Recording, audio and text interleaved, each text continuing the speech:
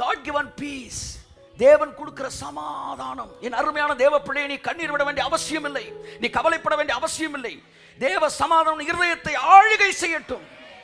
ஆளுகைனா தெரியுமா உங்களுக்கு? ஆளுகைனா யாரு சொன்னா இருக்கணும்? வாப்பா, சீக்கிரம் வா. ஆளுகைனா எப்படியா சமாதானம் உங்களை ஆளுகை செய்து நான் சொல்ல வரேன். இப்ப தம்பி வந்து அந்த வாட்டர் பேக் நீ எடுக்கணும்னு முடிவு எடுத்துட்ட. என்னப்பா? இல்லை இப்போதைக்கிடா வீட்டுக்கு கொண்டு போய்.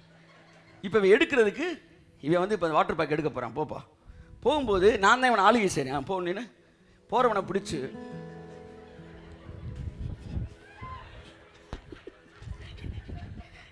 ஒடிஞ்சிடுவான் போல. இவனை என்ன பண்ணிக்கிட்டு இருக்கேன் இப்போ நான்? இவன் அங்கே போகிறான். ஐயோ வாழ்க்கை இப்படி ஆகி போச்சு. போகும்போது இந்த சமாதானம் என்ன செய்யுது? ஓ தேவ பிரசன்னம்,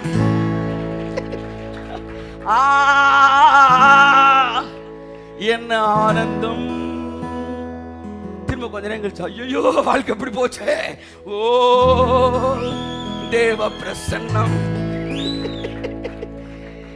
நான் எப்படி இவன் ஆளுகை செய்யணும் அப்படி இந்த சமாதானம் பாருங்க. நம்ம அழணும்னு நினைச்சாலும் ஆகாயம் கொண்டு செல்லுதே.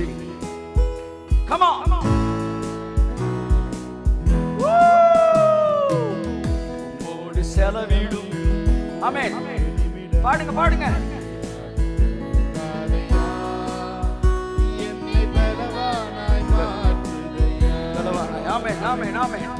உம்மோடு செலவிடும் ஒவ்வொரு நிமிடமும் ஆதையா என்னை பலவானாய் மாற்றுதையா. ஓகே. சமாதானத்துக்கு ஏற்றவைகளை நீங்கள் அறிவீர்கள் என்றால் எல்லா நேரமும் நீங்க சமாதானமா இருக்க முடியும். முதலாவது ரகசியம் என்னவென்றால், அன்புக்குரியவர்களே, ஒரு விஷயத்தை நீங்க தெரிஞ்சுக்கணும். நேற்று நான் சும்மா அப்படி உட்காந்து அப்படியே பிரேயர் பண்ணிட்டு இருக்கும்போது சர்ச்சில் ஒரு வார்த்தை சொன்னார் கர்த்தர். சிலுவை மரணத்தினால், சிலுவை கிரயத்தினால் சரி செய்ய முடியாத காரியம் என்று இந்த உலகத்தில் எதுவுமே இல்லை. சிலுவை மரணத்தினால் மாற்றப்பட முடியாத காரியம் என்று இந்த உலகத்தில் எதுவுமே இல்லை. ஆமென். when you know the power of crucifixion, அந்த மரணம், அந்த கிரயம், நீ என்ன பிரச்சனை வேணாலும் மனசுல வச்சுக்காங்க. வியாதியா மனசுல வச்சுக்காங்க, வியாதின்னு. பண பிரச்சனையா வச்சுக்காங்க. அல்லது வந்து பிள்ளைகள் அடங்கலையா மனசுல வச்சுக்காங்க, மனசுல வச்சுக்காங்க. பொருளாதார பற்றாக்குறையா மனசுல வச்சுக்காங்க. செட்டில் பண்ண வேண்டிய ரூபா மனசுல வச்சுக்காங்க. அடுத்து வேற என்ன சொல்லுங்களேன் பிரச்சனை? வண்டி வாங்கணுமா, அது ஒரு பிரச்சனையா? இயேசு நாமத்தில் வண்டி வாங்குறீங்க, நான் ரிலீஸ் பண்ணாமே. இப்படி பல பிரச்சனை இருக்குல்ல, மைண்ட்ல வச்சுக்காங்க. இப்ப நான் சொல்றேன் ஒரு வரி, ஆவியானவர் சொன்னது, சிலுவை மரணத்தினால் மாற்றப்பட முடியாத பிரச்சனை, தீர்க்கப்பட முடியாத பிரச்சனை என்று இந்த உலகத்திலே ஒன்றுமே இல்லை. கரங்களை தட்டி கர்த்தருக்கு நன்றி சொல்வோம். என் நன்மையான தேவனுடைய பிள்ளைகளே, சமாதானத்துக்கு ஏற்றவைகளை அறிவது என்பது இதுதான். அவருடைய மரணம் என் வாழ்க்கையில என்ன பிரச்சனை இருந்தாலும் மாத்துமியா, எந்த இடத்துல இருந்தாலும் உங்களை தூக்குமியா. நீங்க சித்தத்துல நடக்கணும்னு நினைக்கிறீங்களா, அந்த மரணம் உங்களை சித்தத்தில் நடத்தும். சித்தத்தை மீறிட்டோம் நினைக்கிறீங்களா, அங்கேயும் தேவன் தம்முடைய வேலையை செய்வார். ஆமென். சித்தம் தெரியலன்னு நினைக்கிறீங்களா, அங்கேயும் தேவன் வேலையை செய்வார். திருமணம் ஆகலையா, அங்க தேவன் உங்களை நடத்துவார். திருமணம் ஆயிடுச்சா, அங்க தேவன் உங்களை நடத்துவார். எந்த சூழ்நிலை இருக்கீங்களோ அங்கே தேவன் உங்களை நடத்துவார். ஏனென்றால் சிலுவை மரணத்தால், அப்பா இதுக்கு மேல ஒன்றும் செய்ய முடியாது. தமிழ் படத்தில் டாக்டர்லாம் சொல்லுவாங்கல்ல, சாரி கொஞ்சம் லேட்டாக வந்துட்டீங்க. இல்லாட்டி இப்படி சொல்லுவாங்க, கொஞ்சம் முன்னாடி வந்திருந்தீங்கன்னா, இன்னும் 10 நிமிஷம் லேட்டாக வந்திருந்தீங்கன்னா. எல்லா படத்துலையும் சொல்றது 10 நிமிஷம் லேட்டாக வந்தீங்கன்னா என்ன பண்ணியிருப்பேன்? கிளினிக் அடைச்சி வீட்டுக்கு போயிருப்பேன்.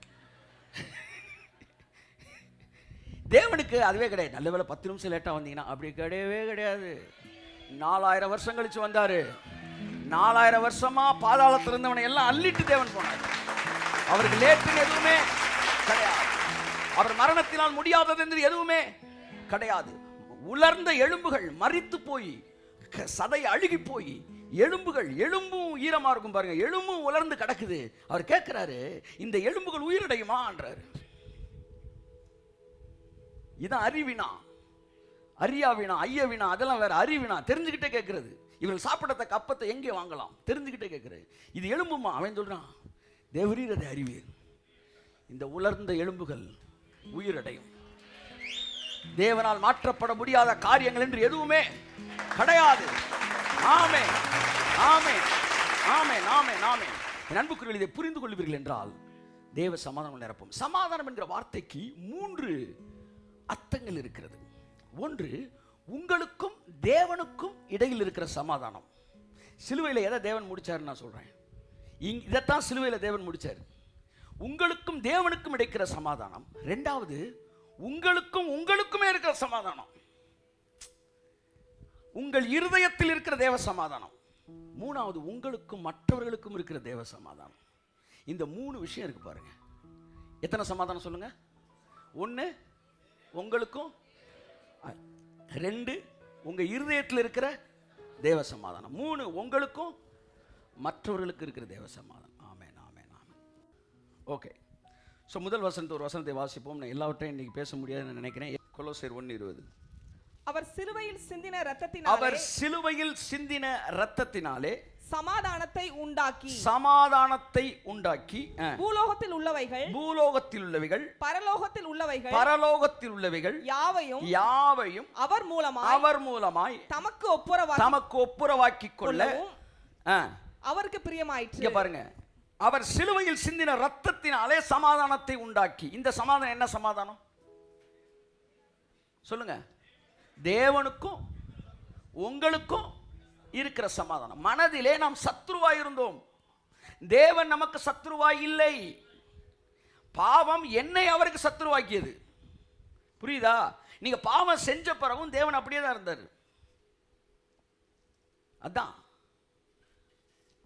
மாறுமோ பாவம் வந்த போதிலே. ஆனா நீங்க என்ன சொல்றீங்க? பேசும் வார்த்தை உண்மைதானா? பேதையை ஏய்க்க நீங்கள். அவர் சொல்றாரு, மகனே மாசில்லா உண்மை நேசம், மாறுமோ பாவம் செஞ்ச போதிலேன்னு திரும்ப தான் வராரு. ஆனா பாவம் யார்கிட்ட இருக்குன்னு எப்படி நம்ம கண்டுபிடிக்கலாம்? அன்பா நெருங்கினாலும் அப்படின்னா ஏன்னா அவங்ககிட்ட வந்து பாவம் இருக்குன்னு அர்த்தம். அப்ப தேவன்கிட்ட கோபம் இல்லை. அப்ப பாவம் இவனுக்கு வந்தனால இவன் தான் மனதில் சத்ருவாகிறான். ஒரு அதிர்ச்சி அல்லது பழைய உண்மையை உங்களுக்கு சொல்லுகிறேன். அப்ப இல்ல சார், பாவம் தான் தேவனுடைய முகத்தை எனக்கு மறைக்குது. ஆமா, பாவங்கள் தான் தேவனுடைய முகத்தை உங்களுக்கு மறைக்குது, உங்களுடைய முகத்தை அவருக்கு மறைக்கவில்லை. நீங்கள் பாதாளத்தில் படுக்கை போட்டாலும் அவர் உங்களை நேசிக்கிறாரு. அப்புறம் ஏன் சிலுவைக்கு வந்தாரு? சிலுவைக்கு வந்தது அவருக்கு உங்க மேல பாசம் வர்றதுக்கு இல்ல, உங்களுக்கு அவர் மேல பாசம் வர்றதுக்கு. நான் ஒரு நீதிமான் என்கிற உணர்வு வந்தா தான் நான் அவர்கிட்ட பேச முடியும்னு அவர் நினைக்கிறாரு. ஒரு நண்பர்கிட்ட சொன்னேன், ஏன் நீங்க ஒருத்தனே வரீங்க, என்ன பார்க்காம போறீங்க? அதுக்கு அவர் சொன்னார், நான் நல்லா ட்ரெஸ் பண்ணதான் நான் ஃபீல் பண்ணல, அதனால உங்களை நான் பார்க்காமலே போயிடுறேன். நான் சொன்னேன், நான் அதை யோசிக்கிறதே இல்லையே, நான் மனசில் நினச்சிக்கிட்டேன். அவர் சொன்னால் அதனால் நான் உங்களை பார்க்காமலே போயிடுவேன். சரி, இன்றைக்கி ஏன் பார்க்க வந்தீங்க? இப்படி நினச்சிக்கிட்டே இருக்கும்போது முந்தா நேற்று கர்த்தர் எனக்கு ஒரு புது பேண்ட் ஷர்ட்டை கொடுத்தாரு. சொல்லிட்டு கொடுத்தாரு, உனக்கு புது பேண்ட் ஷர்ட் கொடுத்தா இப்போ போய் அவர் பாரு. இப்போ நான் தைரியமாக பார்க்குறேன். இந்த புது பேண்ட் ஷர்ட்டு எனக்கு அவர் மேலே அந்த பாசத்தை கூட்டுச்சா? இல்லை, அவருக்கு தைரியத்தை கூட்டுச்சு. இயேசுவின் ரத்தம் பிதாவுக்கு உங்க மேல இருக்க பாசத்தை கூட்டல. ஏன்னா பாசம் இருந்தனால தான் அவரே அனுப்புனாரு. ஆனா இயேசுவின் ரத்தம் உங்களுக்கு தைரியத்தை கூட்டி பிதாவிடத்தில் தைரியமாய் கிட்டி சேர்வதற்கு உங்களுக்கு உதவி செய்தது. அப்ப நல்லா கவனிங்க, இந்த இயேசு கிறிஸ்துவின் ரத்தம் உங்களுக்கும் பிதாவுக்கும் சமாதானத்தை. நீங்க அழுக்கு சட்டை போட்டிருக்கீங்க, சரியா?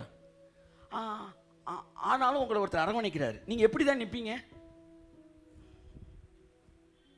அப்படிதான் நிற்பீங்க. என்ன பாலு, இப்படிதான். இப்ப நின்னாலே அது போட்டு தாக்க போறேன்னு அர்த்தம். நீங்க கோட் ஷூட் போட்டு கும்முன்னு நிக்கிறீங்க, இப்ப தோல்ல கைப்பட்ட எப்படி நிற்பீங்க? உங்களை இப்படி நிப்பாட்டணும்னு அவர் விரும்பினார். அதனாலதான் உங்களுடைய கான்ஃபிடன்ட் லெவலை கூட்டணுன்றதுக்காக அவர் சிலுவையிலே மரணத்தை கொடுத்து அவருக்கு தேவையே இல்லாத ஒன்றை உங்களுக்கு தேவை என்பதற்காக அவர் சிலுவையிலே செய்து முடித்தார் என்றால் எவ்வளவு பெரிய தேவன்! அப்ப அந்த சமாதானம், இதுதான் தேவனுக்கும் உங்களுக்கும் இருக்கிற சமாதானம். இந்த ரத்தம் சிந்தப்பட்டுச்சுல, இனி எந்த விதத்திலும் உங்க மேல தேவன் கோபப்பட முடியாது. இனிமேல் அவர்கள் மீது நான் கோபம் கொள்ளுவதில்லை என்று என் பரிசுத்த பெயரிலே நான் என்ன செய்தேன்? ஆணையிட்டேன். இது நோவா காலத்தில் உண்டான வெள்ளம் போல் இருக்கும். அந்த நாட்கள் நான் மாட்டேன் சொன்னதை இன்னைக்கு வரைக்கும் நான் நிறைவேற்றேன். அதே மாதிரி உன் மேல கோபப்பட மாட்டேன். அப்ப எனக்கும் தேவனுக்கும் நிரந்தரமா சமாதானம் உண்டாயிருச்சு. ஏனென்றால் என்னுடைய கடந்த கால, நிகழ்கால, எதிர்கால தவறுகளுக்கான கிரயத்தை இயேசு சிலுவையிலே கொடுத்து முடித்தபடியினால்,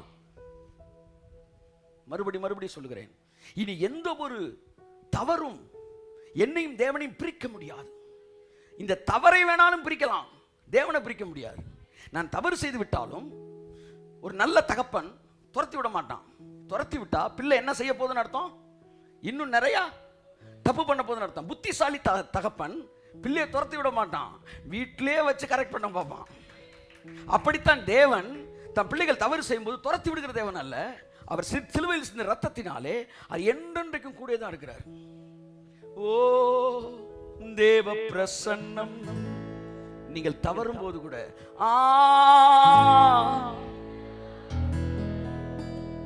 அது எப்படி சார், என்னால் ஏத்துக்கவே முடியாது. அப்பப்போ அவர் இருந்தாலே நீ நிறுத்த மாட்டீனா, இல்லாதப்ப நீ நிறுத்தவா போற? அப்ப இல்லாம போனா நீ நிறுத்த மாட்டேன்றதுக்கு தான் அவர் கூடவே இருந்து உன் வாழ்க்கை அப்படியே மாத்துறாரு. ஆகாயம் கொண்டு செல்லுரே, ஆகாயம் கொண்டு செல்லுரே. அப்ப இந்த சிலுவையில கொடுத்த ரத்தம் உங்களுக்கும் பிதாவுக்கும் நிரந்தரமான தொடர்பு கொடுத்துருச்சு. நீங்க தூங்கினாலும், நீங்க எந்திரிச்சாலும், நீங்க படுத்தாலும், நீங்க சாப்பிட்டாலும், சில நேரம் சண்டையே போட்டாலும், அப்போ உங்க கூட உம்மோடு செலவிடும். விடுப்பா விடுப்பா விடுப்பா. அவர் இருந்தனால தான் நீங்க அந்த லெவல்ல நிப்பாட்டுறீங்க. இல்லைன்னா நீ வேற எங்கேயோ போயிருப்பீங்க. அந்த சமாதானம் உங்களை ஆளுகை செய்து, வாடா வாடா வாடா ராஜா, விடுறா விடுறா விடுறா விடுறா, நீ யாருடா அப்படி பேசுவார். உனக்குன்னு ஒரு மரியாதை இருக்குடா, நீ போய் இறங்கி பண்ணலாமா? அதை பண்ணக்கூடாது, அடுத்த தடவை இன்னும் பெட்டராக இருக்கணும். நீ இப்படியே பேசி பேசி பேசி நம்ம அப்படியே தேவன் என்ன செய்கிறாரு? அவருடைய சாயலுக்கு ஒப்பாக மாற்றுகிறார். ஒன்று எழுதி வைத்துக் கொள்ளுங்கள், தேவனுக்கும் உங்களுக்கும் இருக்கிற சமாதானம் இனி ஒரு நாளும் கெட்டு போகவே போகாது. உலகத்தில் 1000 பேர் சொல்லலாம், என்ன வேணாலும் சொல்லலாம், அவங்கள பற்றி கவலைப்படாங்க. வசனமே தெரியாத ஆட்கள், உங்களுக்கு வசனம் தெரியும். சிலுவையிலே சிந்தின ரத்தத்தினாலே சமாதானத்தை உண்டு பண்ணினார். இந்த சமாதானம் உங்களுக்கும் தேவனுக்கு இருக்கிற சமாதானம். இதுக்கு இனிமே எந்த கரையும் கொடுக்க வேண்டியதில்லை. It is already established. இப்ப அடுத்து பார்க்க போற 2 சமாதானம் என்னன்னா, எனக்குள்ளே தேவ சமாதானம். எனக்குள்ளே ஜீவ ஊற்று, அது வற்றாது ஒரு நாளும். எனக்குள்ளே ஜீவ ஊற்று.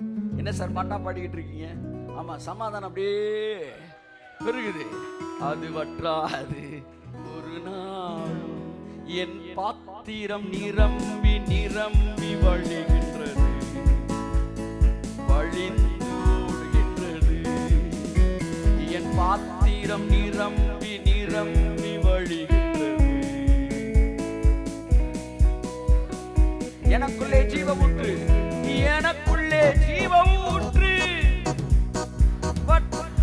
ஒரு நாளும். ஆமென். எனக்குள்ளே ஜீவ ஊற்று, அது வற்றாது ஒரு நாளும். Come on. எனக்குள்ளே ஜீவ ஊற்று, நல்லா தட்டணும். வற்றாது ஒரு நாளும். 1 2 3 4. எனக்குள்ளே ஜீவ ஊற்று, அது வற்றாது ஒரு நாளும். தைரியமா சொல்லுங்க. ஆமே. இந்த 2வது சமாதானம் என்னன்னா, உங்களுக்குள்ள இருக்க சமாதானம். இயேசு பிறந்த உடனே ஒரு வார்த்தை வந்துச்சு, இதோ. இல்ல ஃபுல்லா சொல்லுங்க வசனத்தை. இல்ல இல்ல இல்ல, இந்த வசனம். உன்னதத்திலே தேவனுக்கு மகிமையும், பூமியிலே சமாதானமும், மனுஷர் மேல் பிரியமும் உண்டாவதாக. அப்ப இயேசு பிறந்தப்ப பூமியில சமாதானம் உண்டாச்சுன்னா, இன்னைக்கு ஏன் பாகிஸ்தானுக்கும் இந்தியாவுக்கும் பிரச்சனை? இன்னைக்கு ஏன் ஈரான் ஈராக்குக்கு அந்த காலத்தில் இருந்துச்சு, இப்போ இல்லை. இந்த பிரச்சனைகள் இனியா உலகத்தில் சமாதானம் வந்திருக்கணுமே. பூமியிலே சமாதானம் என்று சொன்னது பூமியில் இருக்கிற மனுஷனுக்கும் மனுஷனுக்கு இடையில சமாதானத்தை அவர் பேசல. பூமியில இருக்கிற மனுஷனுக்கும் பரலோகத்தில் இருக்கிற தேவனுக்கும் இடையே சமாதானம். கிரேக்க மொழிபெயர்ப்பு தெளிவாய் சொல்லுகிறது, இயேசு பிறந்தபடினாலே உன்னதங்களிலே தேவனுக்கு மகிமையும் பூமியிலே அவருக்கும் உனக்கும் சமாதானமும் மனுஷர் மேல் பிரியம்னா யாருக்கு? அப்ப தேவன்றடா அங்க வந்து மறைபொருளாய் வருகிறது. தேவனுக்கு மனுஷர் மேல் பிரியமும் பூமியிலே சமாதானமும் பிறந்தப்போ உண்டாயிடுச்சு. இந்த சமாதானம் எனக்கும் தேவனுக்கும் இடையில இருக்கிறது. இந்த சமாதானம் வந்துருச்சுனாலே இன்னொரு சமாதானம் வந்துரும் பாருங்க. என்ன சமாதானம்?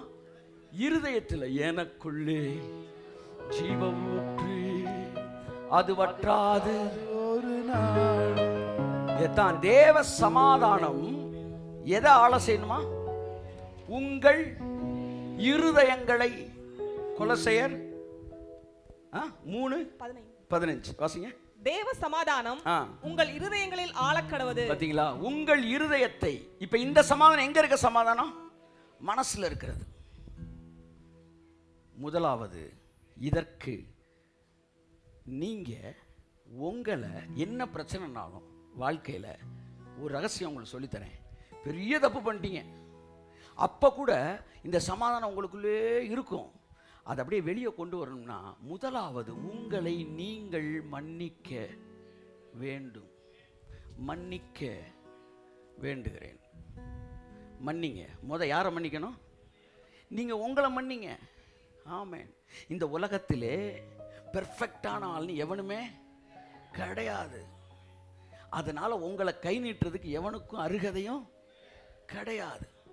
என்கிட்ட வந்து சிலர் சொல்லுவாங்க, வந்து அவங்க ஃப்ரெண்டு கழுத்தில் காதில் ஒரு சின்ன இதை போட்டிருக்காரு, அவர் நீங்கள் ஸ்டேஜில் ஏற்றுறீங்க. நான் சொல்லுவேன், எனக்கு அது பிடிக்குதோ பிடிக்கலையோ பிடிக்கல தான், ஆனாலும் சொல்கிற நீ உங்களெல்லாம் பார்க்கும்போது எனக்கு என்ன தோணுதுன்னா, அதை விட இது ஒன்றும் பெருசு இல்லைப்பா, நீ கழட்ட வேண்டிய பெரிய பெரிய மேட்டர்லாம் இருக்கப்பா, அதனால் இவனை நான் கழட்ட சொல்கிறேன், அது வேற விஷயம். ஆனால் அதை நீ அப்படி சொல்கிறேன், நான் சொல்கிறேன். அப்போ அவர் அப்படி தான் சொல்கிறாரு, இந்த பொண்ணை நான் கரெக்ட் பண்ணிக்கிறேன், நீ கல் எடுக்காத, ஏன்னா நீ யாருன்னு தெரியும், ஏன்னா உன் என்ட்ரி அட்டண்டன்ஸில் வருது. ஆமாம், 2 வாரத்துக்கு முன்னாடி நீ வேற என்ட்ரி ஆயிருக்க. அதனால இந்த உலகத்துக்கு ஐயோ உங்களை பயங்கரமாக தூக்கினாலும் பயப்படக்கூடாது, உங்களை தரையில் போட்டு தள்ளணும், உங்களை நீங்கள் மன்னிக்க தெரியும். நீங்கள் யார் உங்களுக்கு தெரியும். நீங்கள் மன்னிச்சிட்டீங்க, என்ன நடக்கும் தெரியுமா? என்ன நடக்கும்? எனக்குள்ளே இப்போ சமாதானம் வந்துருச்சா, அடுத்து என்ன வரும்? சந்தோஷம் வந்த உடனே இந்த சமாதானம் என்ன செய்யும் தெரியுமா? நான் தான் சொல்லுவேன், இப்போ 2 பேர் சண்டை போட்டாங்கன்னா 2 பேருமே ஒருத்தனுக்கு ஒருத்தன் பேசாமல் இருந்துக்க, ஆனால் நீ சமாதானமாக இரு, கர்த்தரோட நீ சமாதானமாக இரு. 2 பேரும் பாட்டு இரு, கொஞ்ச நேரத்தில் என்ன நடக்கும் தெரியுமா? ஆமாம், 2 பேருக்குள்ள சமாதானம் பெருகிடுச்சுன்னா 2 பேர் பேச ஆரம்பிச்சிருவாங்க. இப்போ கசப்பு இருக்கிற வரைக்கும் பிரச்சனை வந்து சால்வ் ஆகாது. நான் தான் சொல்லேன், நேரம் சொல்லுவேன், வந்து இது தப்பான கைடன்ஸில் இல்லை, தப்பான கைடன்ஸே இல்லை. நான் மன்னிக்கப்பட்டவன் என்று உணர்கிற ஒவ்வொருவனும் மற்றவனோடு சமாதானமாக தான் இருப்பான். வர்ற வழியில் வந்து தம்பி இருக்காப்புல 10 கோடி ரூபா விழுந்துருச்சு அப்படின்ட்டாங்க, பேங்க்கில் போட்டாச்சுன்னு அப்படியே சந்தோஷம் உள்ள என்ட்ரு ஆகிறான் என் ஆஃபீஸ்க்கு. வந்தவொடனே சொல்லேன், டக்குன்னு உனக்கு கூப்பிட்டேன்டா, நீல மனுஷனா, நேற்று வந்து இந்த மைக்கை வந்து ஏன்டா உடச்சி விட்டு போனேன் அப்படின்னு ஒன்று. அவன் ஐயோ அண்ணன் திட்டாரு அப்படின்னு நினைப்பான். அவன் என்ன வேணாலும் திட்டு, நான் இப்போ 10 கோடிக்கு அதிபதி, அறிவு இருக்கா? இவ்வளோ பேர் இருக்கிறான் சின்ன பையலு, எப்படி இந்த மைக் உடைக்க போச்சு? உனக்கு மைக் கம்பெனியே வச்சு தரேன்டா. ஏன்? எனக்குள்ளே ஜீவ ஊற்று அது வற்றாது ஒரு நாளும், எனக்குள்ளே அது வத்தாது. இது இருக்கா உங்கள்கிட்ட? இந்த ஆசீர்வாதம், தேவன் என்ன மன்னிச்சிருக்கிறாரு, நான் என்ன மன்னிச்சிருக்கிறேன், எனக்குள்ள சமாதானம். இதுதான் இன்னைக்கு நான் பேச போறது, உங்களுக்குள் இருக்கிற சமாதானம். இப்பதான் பேசவே போறீங்களே அப்படின்ட்டீங்களா?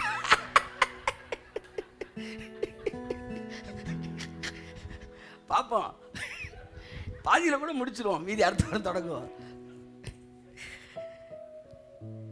என்னெல்லாம் பேச விரும்புகிறேன், உங்களுக்குள்ள சமாதானம் இருக்கும்போது இந்த சமாதானம் எப்படி பரிசுத்தத்துக்குள்ளே கொண்டு போகுது பேச போகிறேன்.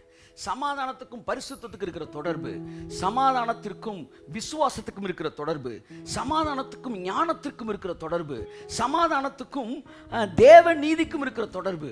இந்த ஒன்று மட்டும் உள்ளே வந்துச்சுன்னு வச்சுக்காங்களேன், எல்லாமே ஜகா ஜகா ஜகா ஜகான்னு வேலை பார்த்துக்கிட்டே இருக்கும். நான் ஒன்று கண்டுபிடிச்சிட்டேன். ஆவியானவர் என்கிட்ட சொன்னார், இந்த peace of mind is the origin of all good works. கர்த்தர் சொன்னார், சமாதானம் தான் எல்லா நன்மைகளுக்கும் ஊற்று. புரியுதா? நீங்க சமாதானமா இருந்தீங்கன்னா பொறாமப்படுவீங்களா? பட மாட்டீங்க. ஏன்னா நீங்க சமாதானமா இருக்கிறீங்க. நீங்க சந்தோஷமா சமாதானமா இருந்தா நீங்க நான் சொல்றேன் பணம் இல்லைன்னு வருத்தப்படுவீங்களா? ஒரு பையன் ஒரு பொண்ணை லவ் பண்றான். அந்த பொண்ணு ஏழை பொண்ணு. இப்ப என்ன செய்யறான்? அந்த பொண்ணை என்ன செய்யறான்? மணந்தால் மகாதேவி இல்லையே மரணதேவின்னு முடிச்சிட்டான். முடிச்ச உடனே நேராக குடிசை வீட்டுக்குள்ள கொண்டு போயிட்டாங்க. கொண்டு போய் உட்கார வச்ச உடனே அவனுக்கு அந்த வீடு என்னடா இப்படி இருக்கு அப்படி தோணுமா? ஏன்? மனதில் உள்ள காதலியே மனைவியாக வரும்போது சோகம் கூட சுகமாகும், வாழ்க்கையின் மனமாகும் என்று உங்கள் புலவர்கள் சிலர் சொல்லி இருக்கிறார்களே.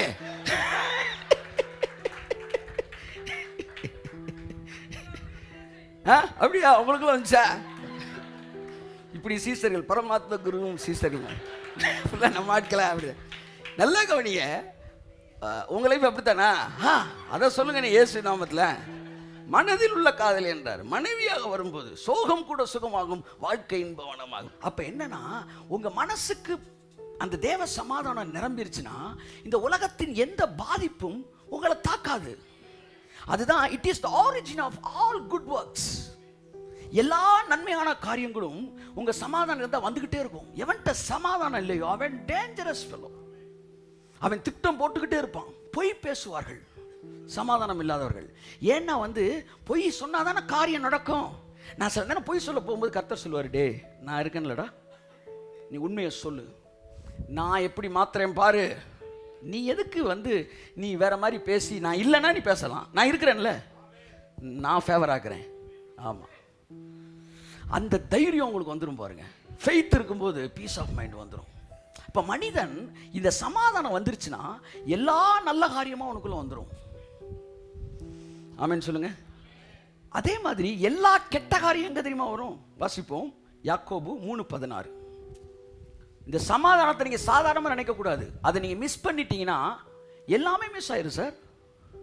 ஆனா அதை நீங்க கேட்ச் பண்ணிட்டீங்கன்னா எல்லாமே ஃபாலோ பண்ணிடும். இங்க பாருங்களேன், இந்த தேன் கூடு பார்த்துருக்கீங்களா? சிலர் பாருங்க அப்படி கையை வச்சிருப்பாங்க, அவன் கையை சுற்றி அப்படியே தேன் கூட இருக்குன்னு தெரியுமா? எப்படிங்க? பக்கத்தில் நீங்கள் கையை வைங்க, உங்கள் கையில் ஒட்டாது, கொட்டிட்டு வேணாலும் போகும், ஒட்டாது. ஆனால் அவன் கையில் ஒட்டிக்கணும் எல்லாமே. அவன் எங்கே போனாலும் வரும். ஏன்னு சொல்லுங்க? அவன் கைக்குள்ள ஒரு ராணி தேனியை பிடிச்சி வச்சிருப்பான். இந்த ராணி தேனியை பிடிச்ச உடனே எல்லா தேனியும் ராணியை சுற்றி உட்கார்ற மாதிரி ஜல்லுன்னு உட்காந்துக்கிறோம். அவன் கிளீனா, எனக்குள்ளே ஜீவ ஊற்று அது வற்றாது. அவன் எங்க போனாலும் எல்லா தேனியும் வரும். அப்படிதான் சமாதானம் என்கிற ராணி தேனியை நீங்க பிடிச்சு வச்சிட்டீங்கன்னா சந்தோஷம், ஞானம், அறிவு, கிருபை, சமாதானம் எல்லாம் இந்த சமாதானத்துக்கு பின்னாடி வந்துகிட்டே இருக்கும். என் பாத்திரம் நிரம்பி நிரம்பி வழிகின்றது, வழிந்து ஓடுகின்றது. என் பாத்திரம் நிரம்பி